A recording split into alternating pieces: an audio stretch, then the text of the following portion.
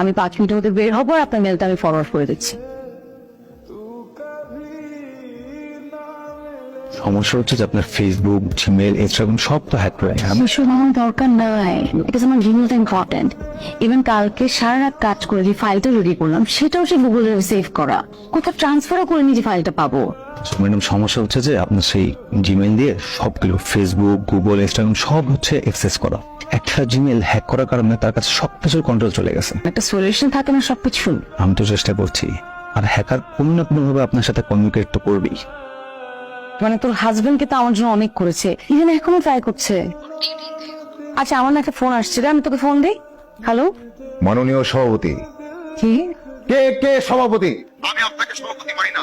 Rabindranath, Subhash Chandra Basu, Hitler, মাও Zedong, না কাউকে না, আমি কাউকে মানি না। আমি নিজেই সভাপতি এই মহতী সভার। কে বলছেন? নির্মলেন্দু গুণ, আমি না। এই শব্দগুলোর স্রষ্টা।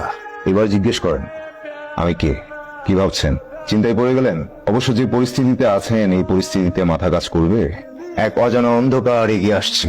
কি চান আপনি আমার কাছে? পুরোটাই। বাকি কি আছে? অনেক। কি চান? নিশ্চয় টাকা। কত চান? কোথায় দিয়ে আসবো বলেন? অনলাইন ট্রান্সফার, ব্যাংক অ্যাকাউন্ট, এসব কোনো চাইছেন না। আমি টেস্ট প্লেয়ার। টেস্টে অনেকগুলো সেশন থাকে, মাত্র 2টা শেষ হল। হ্যালো হ্যালো, খুব বোঝানো। আপনি সবকিছু খুব চিন্তা ভাবনা করে তারপর করেন।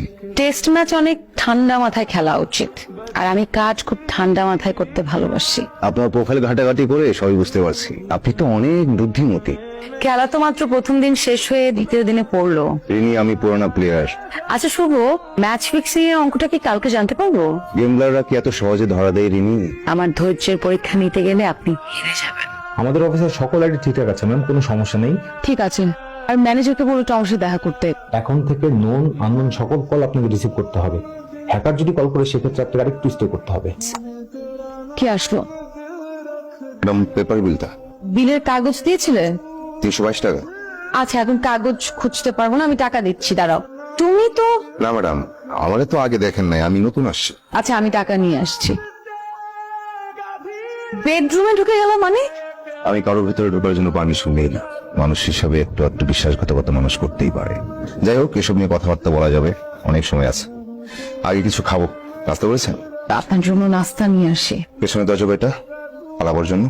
আমি কাওয়ার্ড না, আমি উদার না।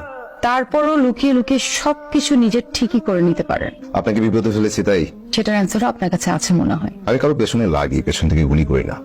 চলুন আপনার পেছন পেছন যাই।